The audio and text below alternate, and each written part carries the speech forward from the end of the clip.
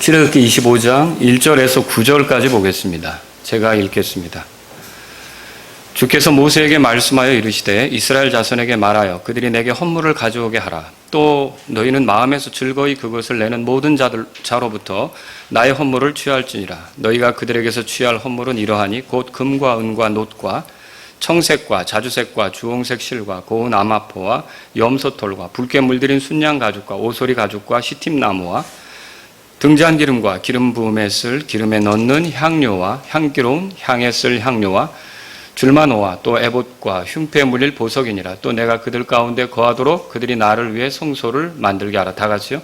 또 너희는 내가 내게 보여주는 모든 것에 따라 성막의 양식과 성막의 모든 기구의 양식대로 그것을 만들지니라. 아멘. 여기 9절에서 성막이라는 말을 발견할 수 있어요. 찾으셨습니까? 오늘 제가 모형인 성막 이런 제목으로 말씀을 드릴게요. 모형인 성막 이런 제목으로 말씀드리겠습니다. 출애굽기 25장에서 40장까지 40장이면 출애굽기의 마지막 장입니다. 이 출애굽기 25장에서 40장까지는 거의 성막에 관한 기록이라고 보시면 됩니다. 이제 제가 거의라고 했던 거는 32장에서 34장까지 이스라엘 백성이 금송아지를 짓는 사건, 금송아지를 만드는 사건, 이거 아시죠?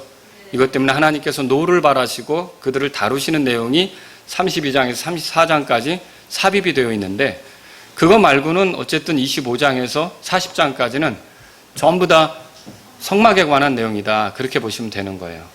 여러분이 성경에서 읽어볼 때 창조에 관한 기록이 창세기 1장하고 2장에 이렇게 기록된다는 걸 알 수 있어요.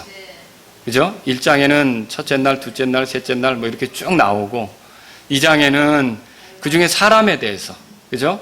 사람에 대해서 나오고 또 여자를 어떻게 만들게 됐는지 이런 것들이 나온단 말이에요. 자, 창조에 관한 기록이 2장이에요. 어떻게 보면. 그러니까 이렇게 하나님 만드셨다라고 하는 게 2장이란 말이에요.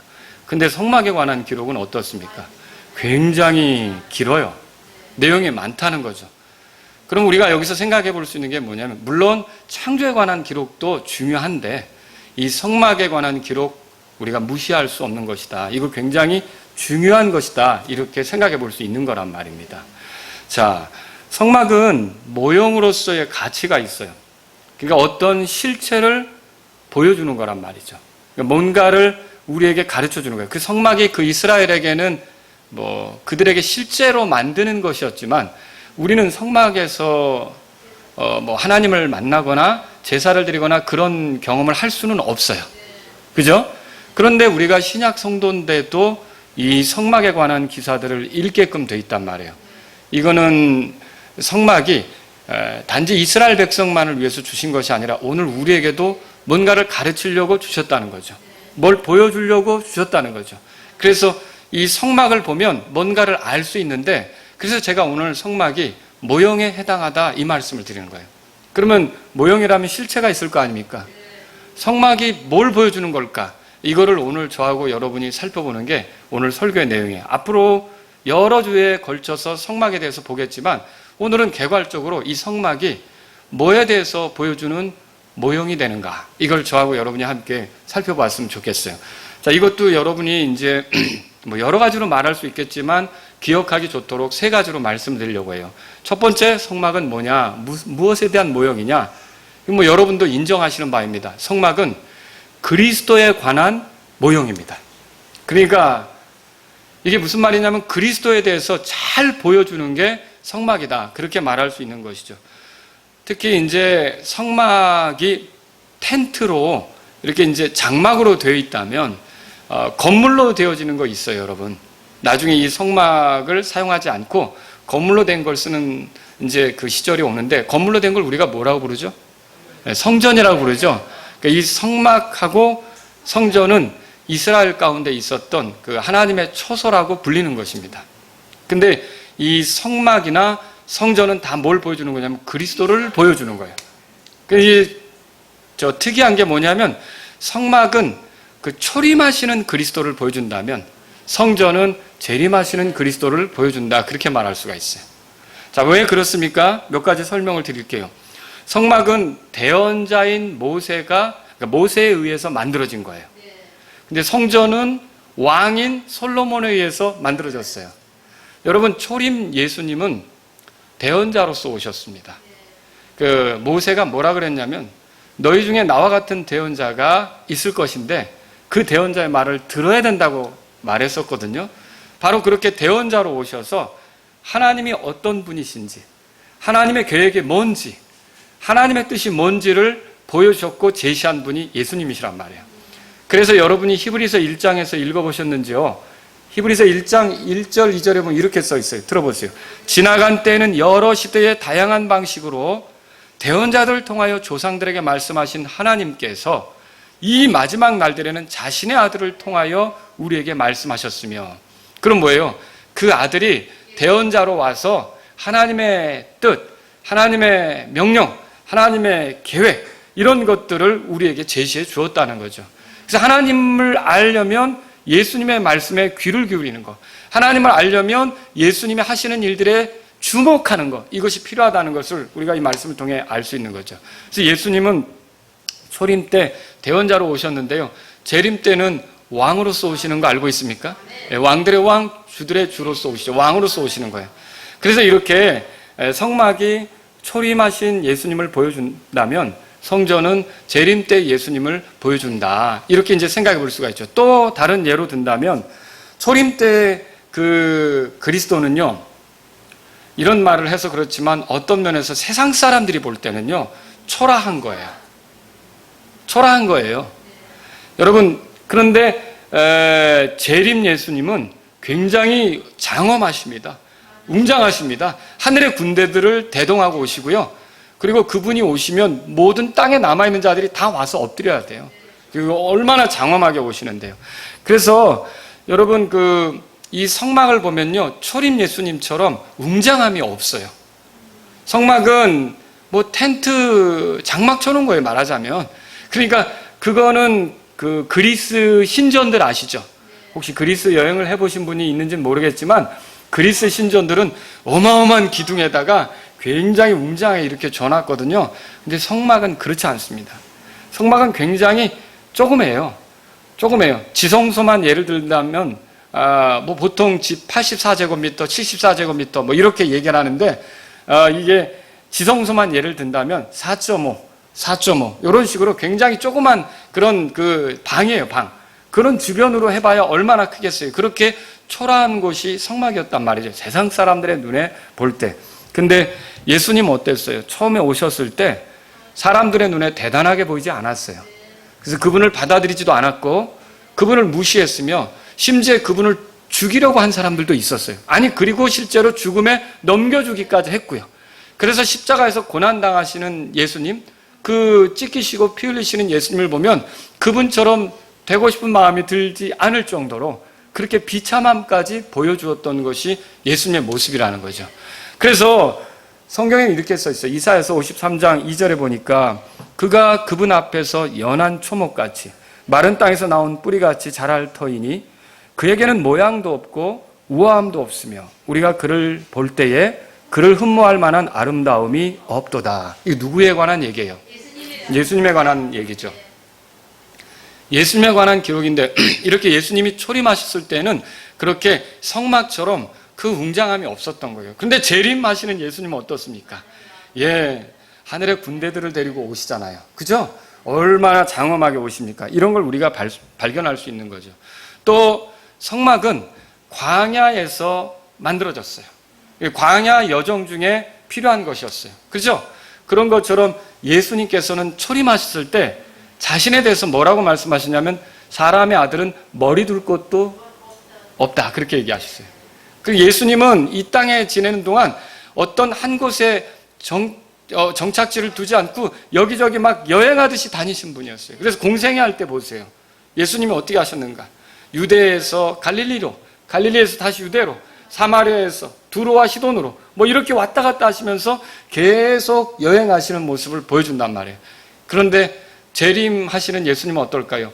성전은 어디에 세워졌죠, 여러분? 예루살렘에 세워졌죠. 예루살렘을 거점으로 해서 온 세상을 통치하게 되는 그런 일이 있게 된단 말이죠.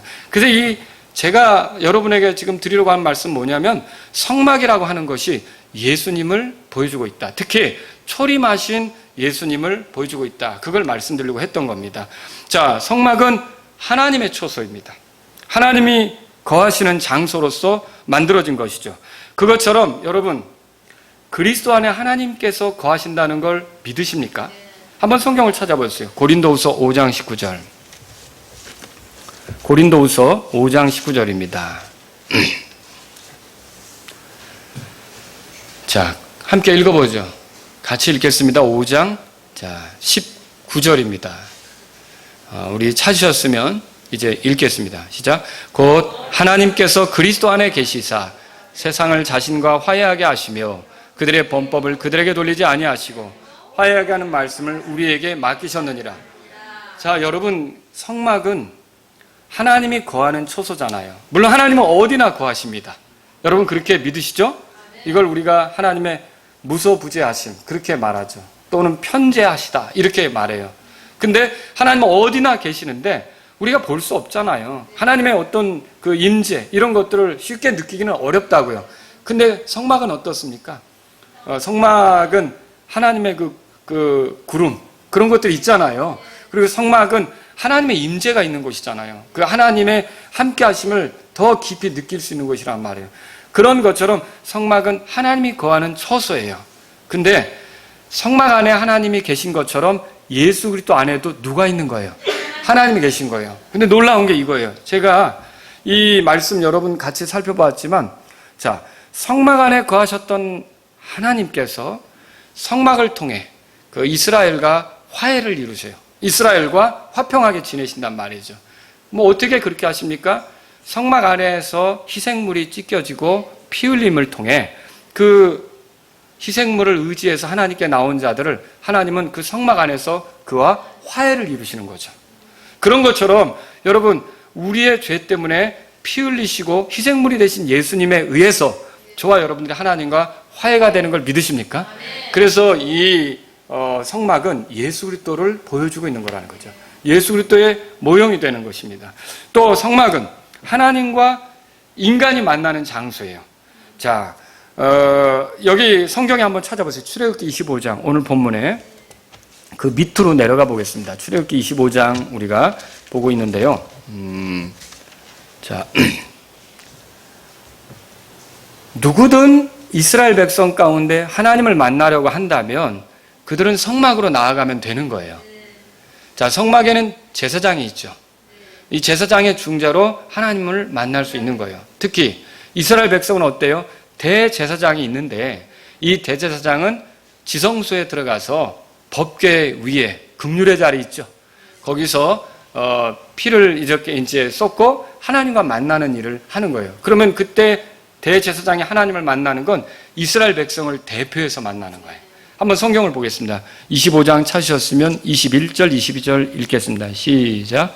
너는 긍휼의 자리를 궤 위에 두고 내가 내게 줄 증언을 궤 속에 넣을지니라. 거기서 내가 너와 만나고 긍휼의 자리 위 곧 증언의 궤 위에 있는 두 그룹 사이에서 너와 대화하되 내가 이스라엘 자손을 위해 내게 명령으로 줄 모든 것에 관하여 대화하리라. 거기서 내가 너와 만난다 그랬어요. 그러니까 지성소에서 하나님께서 대제사장을 만나 주시는 거죠. 이건 뭡니까? 이 성막이라고 하는 것을 통해서 하나님께서 그 백성을 만나 주시는 것을 보여주고 있는 거예요. 그것처럼 성막이 뭘 보여준다 그랬어요? 누구를 보여준다 그랬어요? 그리스도를 보여준다 그랬죠. 그러면 오늘날 우리가 하나님을 어디서 만납니까? 여러분 그리스도 안에서 만나는 거예요. 그리스도를 통해서 하나님을 만나는 거예요. 그리스도를 통해 하나님을 만나는 거지 그리스도를 떠나서는 하나님을 만날 수가 없단 말이죠. 이런 면에서 성막은 이렇게 하나님이 우리를 만나실 때 그리스도를 통해서 만나주신다는 것을 보여주고 있고요. 이 그리스도의 모형이 되는 것을 성경을 통해 알 수 있다는 거죠. 그리고요, 성막이 이스라엘이 광야 여행을 할 때 말이죠. 가나안 땅으로 들어가기 전까지 이스라엘 민족이 이렇게 각 지파마다 행진을 하잖아요. 그러면 여러분 그 이스라엘의 그 그러니까 이스라엘 사람들이 장막을 치는데 그 장막을 친 중앙에 뭐가 있습니까? 성막이 있었어요. 그 성막이 중심에 있고 그리고 각 지파가 3개 지파씩 동쪽에 3지파, 서쪽에 3지파, 남쪽에 3지파, 북쪽에 3지파 이렇게 해서 성막이 중심에 있어서 같이 머무는 거예요. 그리고 이동을 해야 된다 그러면 레위인들이 성막을 걷고요.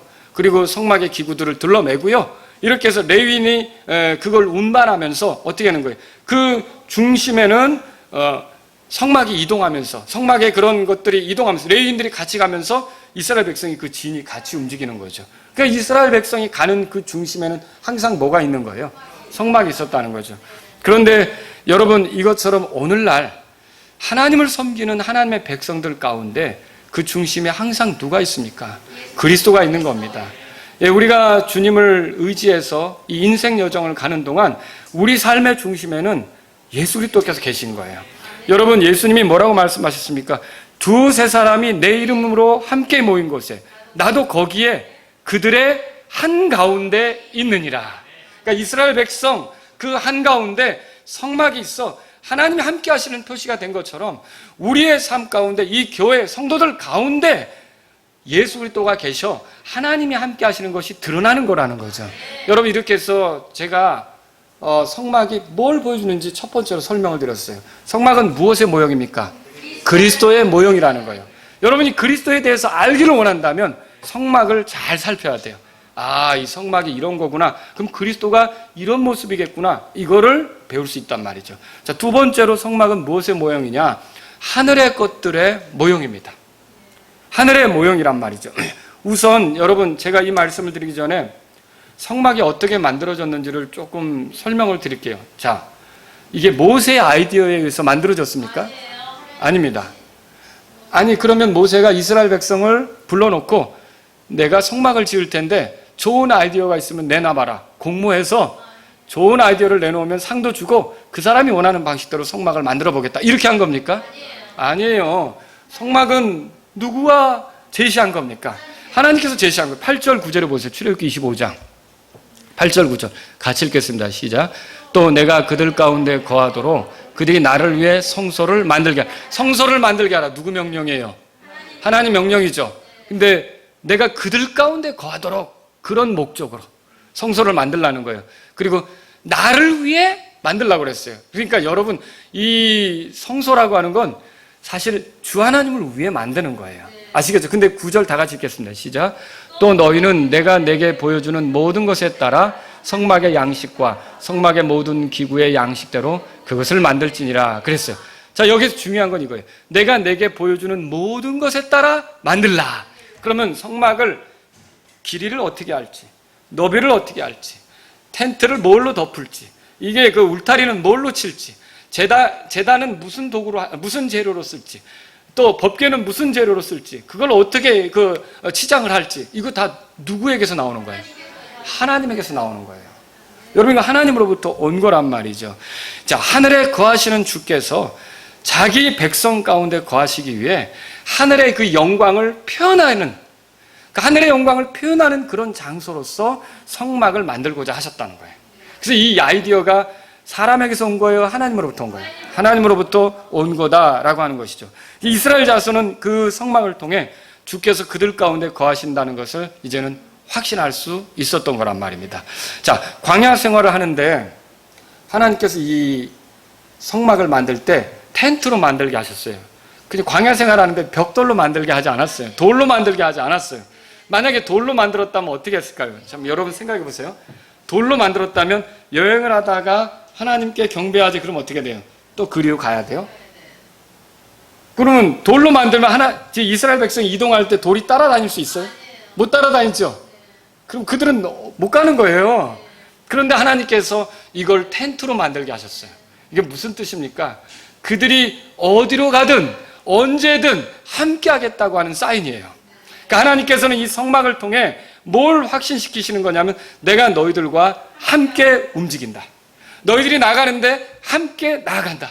너희들이 있는 곳에 내가 같이 있다. 이걸 보여주는 게 성막이란 말이죠. 그래서 이런 것들을 하나님께서 모세가 구름 속으로 들어가서 하나님과 만나 교제할 때 하늘의 영광들을 보여주시고 주의 말씀들을 듣게 하시면서 모세가 이것들을 이제 이렇게 만들라고 하시는구나를 알 수 있게 하셨다는 거죠. 이게 하나님으로부터 온 거예요. 근데 제가 지금 성막이 그 하늘의 것들의 모형이라고 말씀드리는 건 성경 말씀이 말하기 때문에 그래요. 히브리서 찾아보세요. 히브리서 9장. 히브리서 9장 보겠습니다. 히브리서 9장.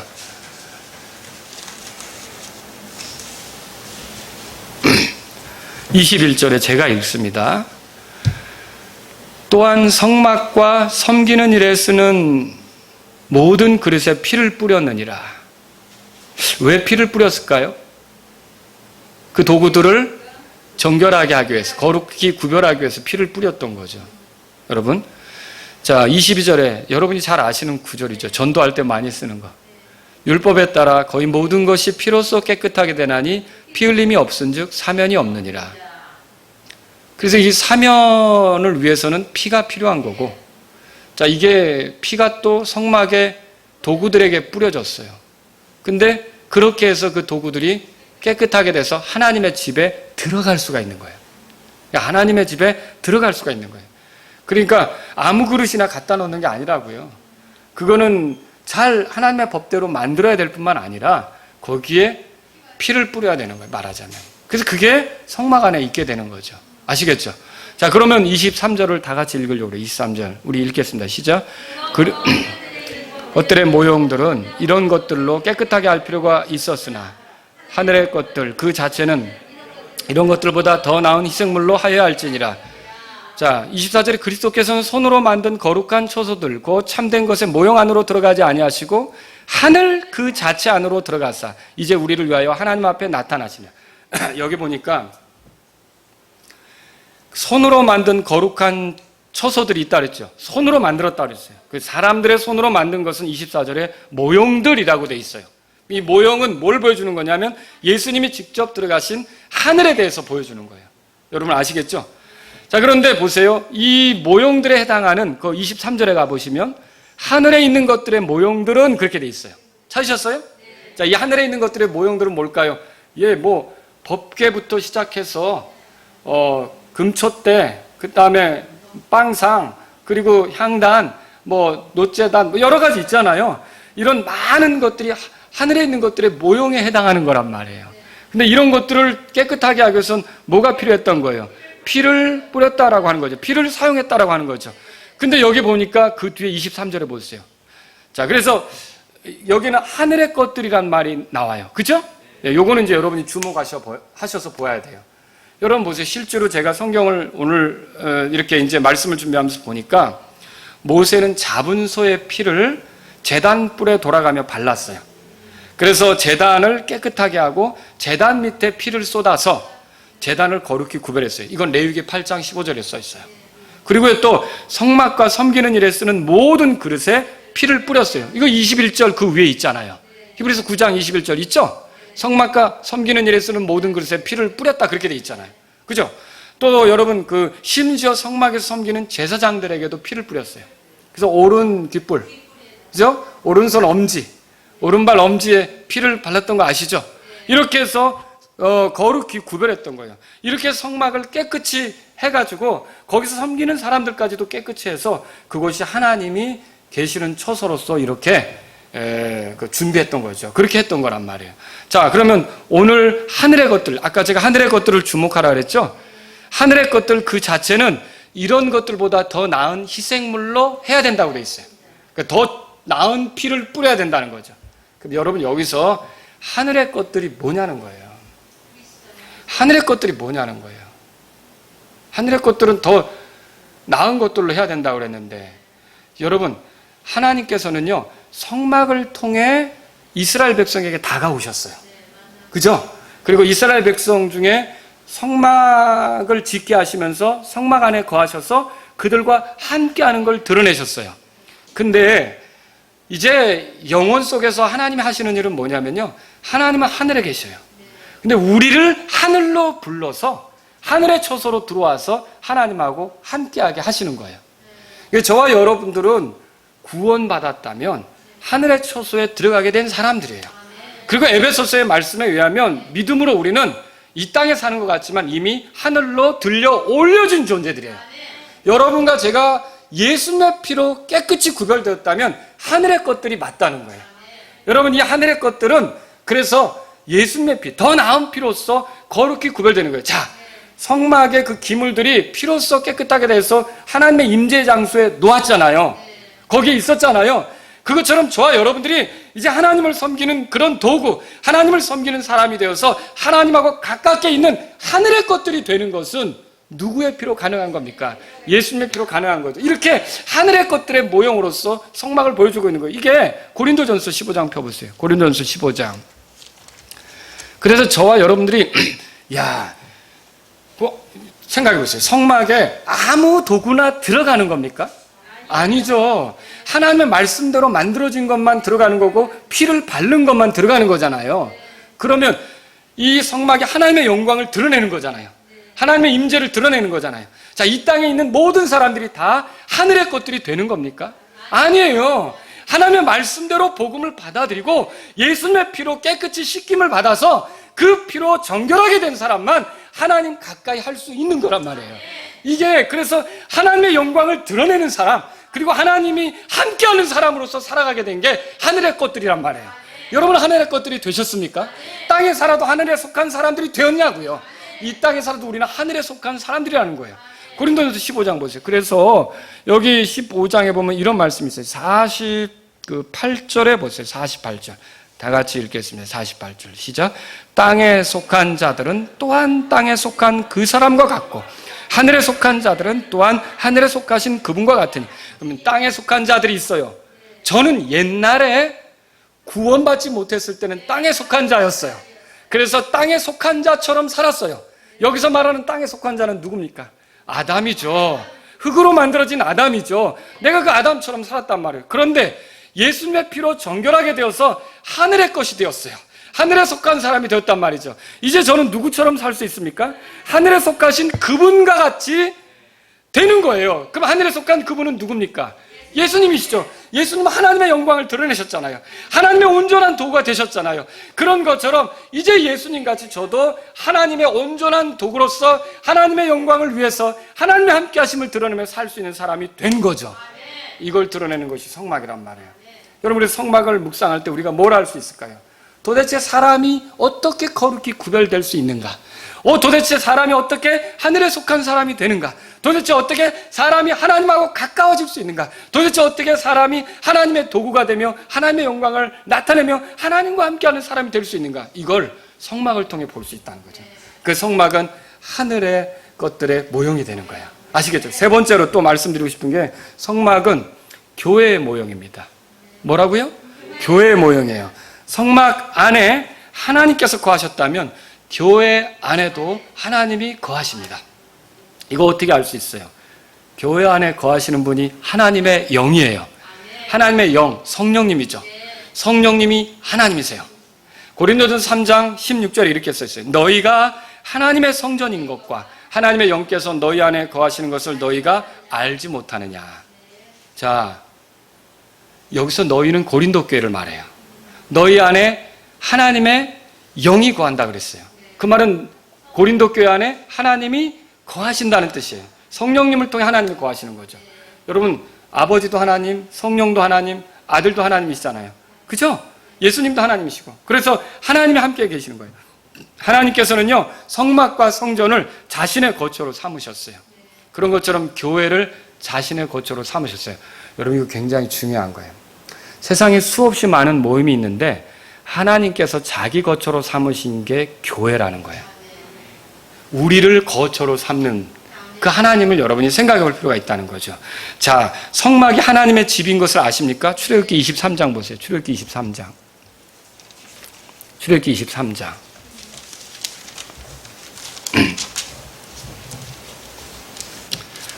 19절에 다 같이 읽겠습니다. 시작. 너는 내 땅의 첫 열매 처음 것을 주 내 하나님의 집에 가져갈지니라. 너는 염소 새끼를 그것의 어미의 젖으로 삼지 말지. 자, 처음 열매 처음 것을 어디로 가져가라고요? 하나님의 집으로. 그리고 사사기 18장 31절에 보면 우리가 사사 시절에 아직 성전이 없었잖아요. 근데 그때 성막을 하나님의 집이라고 부르는 걸 볼 수가 있어요. 근데 그러면 성막이 하나님의 집이란 말인데요. 오늘날 하나님의 집은 뭘까요? 교회예요. 디모데전서 3장 15절에 보면 바울이 디모데에게 가르치면서 하나님의 집에서 어떻게 처신해야 할지 내가 너에게 알려준다. 이렇게 얘기했잖아요. 진리의 기둥과 터라고 하면서. 자, 이래서 지금의 하나님의 집은 교회란 말이죠. 그래서 사실 이 성막은 교회의 모형이에요. 교회가 어떤 모임인지를 보여주기 위해서 성막이 있는 거예요. 그래서 교회 생활을 잘하려고 하는 분들은 성막을 꼼꼼히 보실 필요가 있다는 거예요. 자, 성막에서 백성이 하나님을 경배했다면 오늘날 그리스도인들은 교회에서 하나님을 경배합니다. 성막이 경배의 장소였다면 오늘날 경배는 이제 교회 모임 안에서 이루어지는 거예요. 여러분 그렇게 생각하죠? 자, 성막으로 이 헌물들을 가지고 왔어요. 하나님께 바치는데 성막에다 바쳤단 말이에요.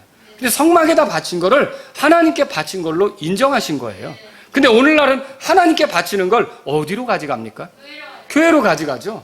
이 교회 모임에 그거를 드리는 거예요. 그래서 교회 모임의 유익을 위해 쓰는 거예요. 교회 모임이 누구의 모임인데? 제사장 모임이잖아요. 이 제사장들을 위해서 쓰는 거예요. 여러분 그렇게 믿으십니까? 그게 헌물이에요. 그래서 오늘날에는 헌물을 어디다 드리는 거냐면 교회에다 드리는 거예요. 교회가 하나님의 집이란 말이죠. 이걸 우리가 발견할 수 있는 거예요. 성막에서 하나님을 섬겼다면 오늘날 우리는 교회를 통해 하나님을 섬기는 거예요. 선교 사역, 복음 전하는 사역, 기도하는 것, 이런 모든 것들이 양육, 이런 것들이 교회를 통해서 이루어지는 거죠. 거기에 많은 일꾼들이 필요한데 그 일꾼들의 이제 내가 자원하든지 기회가 와서 섬기든지 하나님의 도구로서 섬기게 되는 거죠. 여러분 성막은 희생제사가 이루어졌어요. 교회는 희생이 필요한 모임입니다. 성막 뜰에 놋제단이 있었단 말이에요. 근데 짐승을 끌어다가 이 놋제단에서 잡는데 결국 그 놋제단에서 짐승을 태우면서 이제 속죄가 이루어지죠. 피를 사용하고 이렇게 하면서. 예수님은 우리의 속죄를 위해서 희생당하신 분인 걸 믿으십니까? 예수님이 못 박혔던 십자가는요, 바로 우리를 위해 희생당한 장소죠. 성막의 놋제단에서 소중한 피가 뿌려졌던 것처럼 이 십자가에서 예수님의 귀한 피가 흘려진 거예요. 놋제단에서 피가 희생물을 바친 그런 그 사람, 이 놋제단에서 피가 희생물을 바친 그 사람 있잖아요. 그 사람을 속죄하는 것처럼 여러분 예수 그리스도의 피가 나를 위한 거라고 그 의지에서 나온 사람은 어떻게 하는 겁니까? 속죄를 이루고 하나님하고 가깝게 만들어주는 거죠. 자, 예수 그리스도를 의지해서 속죄를 누리게 된 사람들의 모임이 교회예요, 교회. 여러분 속죄 받으셨어요? 속죄함, 주 예수 내 죄를 속했네. 할렐루야 소리를 합하여 함께 찬송하세. 그 피로 속죄함 얻었네. 이 노래 우리가 다 부르잖아요. 이 가사의 의미 여러분 내 고백이라고 인정하시죠? 여러분 교회예요, 교회란 말이죠. 이렇게 예수님의 희생을 의지해서 모인 사람들이 교회인 거예요. 근데 여기서 제가 한편으로 드리고 싶은 말씀이 또 뭐냐면요, 성도들의 희생이 요구되는데 이 교회는 바로 성도들의 희생으로 세워지는 거라는 거예요. 성도들의 희생으로 세워지는 거라는 거죠. 하나님을 섬긴다는 것은 결국 어떤 것이냐 보세요. 자, 사람이 죄를 지었어요. 그런데 짐승이 제단에서 희생이 돼요. 그죠? 그래서 그 사람이 온전하게 돼서 하나님을 계속 섬겨요. 자, 이거는 예수님의 모형이죠. 자, 우리가 잘못했어요. 그런데 예수님이 대신 희생을 당하셨어요. 그래서 우리가 예수님의 공로로 하나님을 섬길 수 있게 됐어요. 근데 이거는 놀랍게도요, 예수님을 통해서 그 구원받은 사람들은 예수님이 그 안에 사시기 때문에 예수님처럼 살 수밖에 없는 거예요. 다시 말하면 교회 안에서 어떤 지체의 부족함이 보였어요. 그런데 그 부족함을 위해서 내가 메우는 일을 하는 거예요. 내가 대신 헌신하는 거예요. 내가 대신 희생을 하는 거예요. 그 사람이 시간을 드릴 줄 알았는데 그 사람이 시간을 낼 수가 없었어요. 그 사람이 찰떡같이 자기가 그 시간을 내서 하기로 했는데 못했단 말이에요. 그러면 안 되는데. 그러면 그딴 일이 어딨냐라고 손가락질하는 게 아니라 그 사람이 내지 못한 시간을 누가 내는 거예요? 낼 수 있는 사람이 내는 거예요. 그 사람이 뭔가를 바치기로 했는데 그 사람이 못했어요. 그럼 그 사람을 비난하는 게 아니라 어떻게 하는 거예요? 내가 바칠 수 있는 능이 되면 내가 대신 바치는 거예요. 여러분 이게 교회 생활로 나타나는 거라는 거죠. 이렇게 이 원리를 깨달은 사람이 교회 생활을 잘하는 거예요. 이 원리를 깨닫지 못하면 백날 교회 생활 빵점입니다. 손가락질만 하는 거예요. 정말로 교회 생활을 잘하려면 이 놋재단 안에서 있었던 일, 성막 안에서 있었던 일을 여러분 배우셔야 돼요. 우리가 하나님 앞에 나아갈 때 많은 부족함이 있지만 희생물이 우리를 대신해서 결국 우리가 하나님 앞에 떳떳이 설 수 있게 하는 것처럼 교회 지체들 가운데 많은 부족함이 있지만 그 부족함을 내가 일일이 다 손가락질 안 하고 서 있는 게 아니라 그 부족함을 위해 내가 달려들어서 시간을 드리고 그 부족함을 위해 내가 재능을 드리고 그 부족함을 위해 내 물질을 드리고 이렇게 해서 티나지 않게 하는 거, 편하지 않게 하는 거, 이게 교회 생활 잘하는 겁니다. 이게 성막을 세우는 길이란 말이에요. 이게 계속적으로 하나님을 섬기는 게 가능하도록 하는 길이란 말이죠. 그래서 이 성막은 뭐에 대한 모형이냐? 교회에 대한 모형이 되는 거예요. 여러분과 제가 교회 생활 잘하려면 그렇게 해야 되는 거예요. 성막을 통해서 배우란 말이죠. 성막을 세우기 위해서는요, 이스라엘 자손이 죽게 드리는 헌물이 있어야 됐어요. 여러분 거기 보세요. 3절부터 7절까지 보려고 그래요. 이 헌물은 즐거이 내는 것이어야 돼요. 출애굽기 25장 보세요. 너희가 그들에게서 취할 헌물은 이러하니 곧 금과 은과 녹과 청색과 자주색과 주홍색 실과 고운 아마와 염소털과 붉게 물들인 순양 가죽과 오소리 가죽과 시팀 나무와 등잔 기름과 기름 부음에 쓸 기름에 넣는 향료와 향기로운 향에 쓸 향료와 줄마노와 또 에봇과 흉패에 물릴 보석이니 여러 가지를 바치죠. 여러 가지를 바쳐요. 근데 이게 바칠 때 이게 원리가 있어요. 뭐냐면 1절 2절 읽어보세요. 시작. 주께서 모세에게 말씀하여 이르시되 이스라엘 자손에게 말하여 그들이 내게 헌물을 가져오게 하라. 또 넌 마음에서 즐거이 그것을 내는 모든 자로부터 나의 헌물을 취하니라. 자, 여기서 즐거이 내는 것을 취하라 그랬어요. 즐거이 낸다는 게 뭘까요?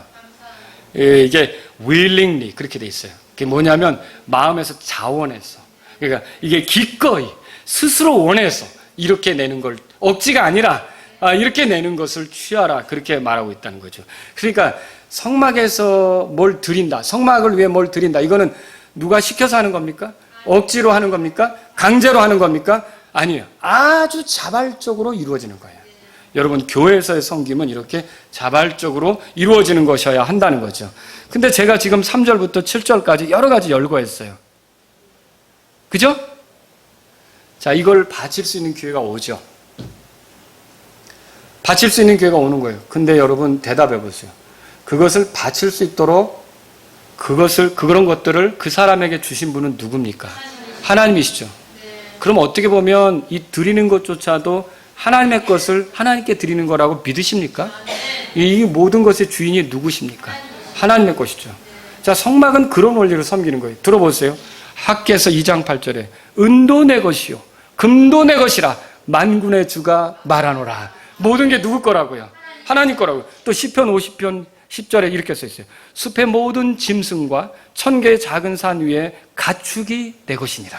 모든 게 누구 거라고 그러고 있어요? 하나님의 것이죠. 그러니까 이게 이 교회라고 하는 건 어떻게 섬겨지는 거냐면요, 하나님의 것을 하나님께 드리는, 그러니까 이 하나님의 주권을 인정하고 그분의 주인 되심을 인정하고 사는 사람들의 모임이 교회예요.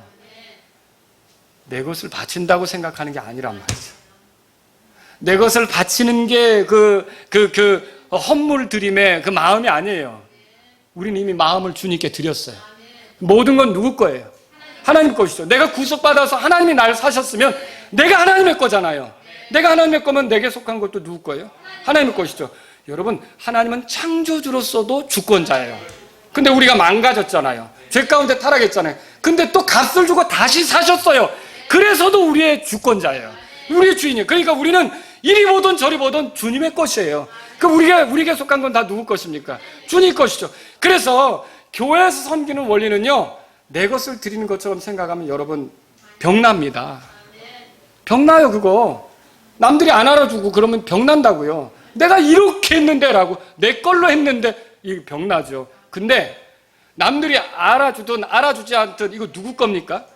재능이든 시간이든 물질이든 다 누구 겁니까? 하나님의 것이죠. 주님의 거죠. 아니, 주님이 이걸 이렇게 드릴 수 있는 기회를 주셔서 주님께 드린 건데, 그러면 내가 기꺼이 드렸으니 누가 받으실 거예요? 주님이 받으시죠. 사람은 몰라도 주님은 아신단 말이죠. 그리고 즐거운 마음으로 섬기는 게 우리가 섬기는 자세죠. 그래서 교회는 이런 마음으로 섬기는 거란 말이죠. 그래서 성경을 통해 우리가 이걸 발견할 수 있는 거죠. 예수님을 주로 인정한 사람들이 모인 곳, 그게 교회예요. 그리고요, 하나님의 것을 하나님께 돌려드리듯, 이게 결국 내 것이 다 하나님의 것이라 생각해서 원하신다면 드립니다. 이 뜻으로 섬기는 게 교회란 말이죠. 여러분, 오늘 저는 세 가지로 말씀드렸어요. 이 성막이 무엇의 모형인지. 첫째는 뭐였어요? 그리스도의 모형이라고 그랬죠? 두 번째는요? 하늘의 것들의 모형이라고 그랬죠? 세 번째는요? 교회의 모형이었어요. 그래서 그리스도의 모형이기 때문에 성막을 연구하면 그리스도의 성품, 그리스도의 권능, 그리스도의 사역, 이런 것들을 이해할 수 있어요. 또 이게 하늘의 것들의 모형이라고 그랬기 때문에 하늘에 속한 개개인들이 어떻게 구별되고 어떻게 하나님께 섬기고 하나님을 섬기고 이런 원리를 발견할 수 있어요. 또 여러분, 이게 성막이 교회를 보여주기 때문에 교회가 어떻게 세워지는지, 교회란 모임이 어떤 모임인지 이걸 보여주는 게 성막이란 말이죠. 제가 이 말씀에 의해서 여러분들에게 이제 남은 인생을 사는 동안 추구해야 될 것 세 가지 말씀드리고 끝낼게요. 첫 번째는 뭐냐면 예수님이에요. 예수님을 추구하셔야 돼요. 예수님은 창조주이십니다. 예수님은 구원자이십니다. 예수님은 주권자이십니다. 예수님은 심판자이십니다. 예수님은 모든 만물의 중심에 계신 거예요. 이 성막을 통해서 하나님이 보여주려고 했던 분이 누굽니까? 예수님이란 말이에요. 그만큼 예수님에 대해서 알려주고 싶었던 거예요. 그럼 우리가 이 성막을 이해하면 이해할수록 이렇게 하나님이 예수님을 알려주려고 했다면 우리가 우리의 삶에 관심이 뭐가 돼야 될까요? 예수님 아는 거야죠. 예수님을 알고자 하는 게 우리의 관심이 돼야 된다는 거예요. 그래서 바울이 이렇게 말했어요. 참으로 확실히 모든 것을 손실로 여기면 그리스도 예수 내 주를 아는 지식이 뛰어나기 때문이라. 빌립보서 3장 8절에 써있죠. 여러분 읽어보셨죠? 이렇게 예수님의 인격과 예수님의 그 권능과 이 예수님의 사역과 예수님의 어떠하심을 알고자 내 시간을 드리고 또 그분과 교제하고 그분이 주신 기회에 헌신해서 참여하다 보면 그분이 일하는 걸 볼 수 있거든요. 그래서 그분을 아는 것이 우리 평생의 추구, 관심이 될 수 있기를 바랍니다. 두 번째로 우리가 추구해야 될 건 뭐냐면 하늘의 생활 방식이라는 거예요. 여러분, 성막은 하늘에 속한 것들의 모형이라고 그랬어요. 오늘날 그리스도인들은 하늘에 속한 자들이 맞죠? 저와 여러분들은 하늘에 속한 자들이에요. 하늘의 것인 우리는요, 하늘의 생활 방식으로 사는 거예요. 그러니까 우리가 이 땅에 살아도 위의 것들을 생각하는 게 맞는 거죠. 우리가 이 대한민국이라는 나라에 살아도 하늘 시민이라는 생각으로 하늘의 생활 방식으로 사는 게 맞죠. 저는 대한민국에만 속한 게 아니라 하늘에도 속한 사람이거든요. 여러분 그렇게 믿으십니까? 그래서 빌립보서 3장 20절에 이렇게 써있죠. 바울이 우리의 생활 방식은 하늘에 있으며 거기로부터 또한 우리가 구원자 주 예수 그리스도를 기다리노니. 우리의 생활 방식이 어디에 속했다고요? 하늘에 속했다고 그랬잖아요. 비록 이 땅에 살아도 우리는 하늘의 생활 방식으로 사는 거예요. 하늘의 영광을, 그러니까 하나님의 영광을 드러내는 거죠. 그렇죠? 하나님의 영광을 드러내는 거예요. 또 하나님을 섬기는 것으로 세상을 사는 거예요. 마치 성막이 하나님의 영광을 드러내고 하나님을 섬기는 장소고 하나님의 임재를 나타내듯이 이 땅에서의 삶조차도 하나님의 영광을 드러내고 하나님을 섬기면서 하나님이 어떤 분인지를 이렇게 세상에 드러내 보여주는 것이 우리의 삶이어야 된다는 거죠. 그런 삶을 추구하라는 거예요. 세 번째로는요, 교회를 여러분이 세우는데 추구하셔야 돼요. 바울이 뭐라 그랬어요? 이와 같이 너희도 영적 선물들에 열심히 쓴즉 교회를 세우는 일에 너희가 뛰어날 것을 구하라. 그렇게 말했어요. 성막이 교회를 보여준다 그랬죠. 여러분, 이제 우리 덜렁덜렁 그냥 교회 다니는 거 아니에요. 일요일 날 됐으니까 형식적으로 썬데이 크리스찬 돼가지고 교회 오는 게 아니에요.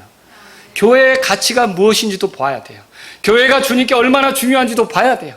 교회 안에서 어떤 일들이 일어나는지도 봐야 돼요. 하나님께서 교회 안에서 자신을 어떻게 드러내는지도 봐야 돼요. 이 교회에 대해서 배우고 교회를 알아가려고 하는 게 우리의 관심이어야 돼요. 그러면서 교회를 세우려고 하는 것이 우리의 열망이 되어야 된다라고 하는 것이죠. 교회의 가치가 무엇인지 말씀을 통해서 배우십시오.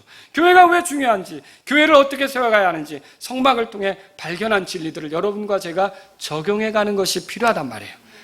이스라엘 중에 성막을 세우시려고 하셨던 그 하나님은 오늘날 이 땅에 자신의 교회를 세우려고 하신단 말이에요. 그걸 보여주고 있어요. 그러므로 저와 여러분들이 이제 이 땅을 사는 동안 나머지 인생 가운데 교회를 세우는 일을 추구해야 돼요. 그럼 교회는 뭡니까? 성도들이 견고하게 되는 거죠. 그렇죠. 성도들이 교회죠. 그 교회를 세운다는 건 성도들을 세우는 거예요. 내가 희생해서 다른 성도들을 견고하게 세우는 거예요. 내가 손해봐서 다른 성도들을 힘있게 하는 거예요. 내 것을 들여서 무엇이든지 재능이든지 물질이든지 힘이든지 시간이든지 이런 걸 들여서 다른 성도들을 더 견고하게 만들어주는 거예요. 여러분 이게 교회 세우는 거라는 걸 믿으시기 바랍니다. 그래서 이렇게 그리스도를 추구하고 하늘의 생활 방식을 추구하고 교회 세우는 것을 추구하는 저와 여러분들이 될 수 있기를 주의 이름으로 바랍니다. 우리 같이 기도하겠습니다. 오늘 이 말씀을 들으신 여러분 가운데 성막이 이렇게 그리스도의 모형이라면 하나님이 그리스도의 모형을 성막으로 보여주는데 이렇게 출애굽기에 길게 소개해서 성막에 대해서 보여주면서 그리스도를 알려주려고 한다면 내가 평생에 예수님을 아는 것을 큰 관심사로 여겨야겠다. 지금 예수님보다 다른 걸 더 알고자 하는데 이게 참 위험한 일이구나. 하나님, 제가 예수님에 대해서 더 관심 갖고 주님 알기를 원합니다. 이런 분이 있다면 이 시간 기도하십시오. 하나님, 제가 이 땅에 살아도 하늘의 것입니다. 제가 하늘에 속한 사람입니다. 그러므로 하늘의 생활 방식으로 살기를 원합니다. 이런 분이 있다면 이 시간 기도하십시오. 하나님, 제가 이 성막을 통해 교회 섬기는 원리를 배우고 이 땅에서 신실하게 교회를 세우다 주님 만나기를 원합니다. 이런 분이 있다면 이 시간 주님께 기도하시기 바랍니다.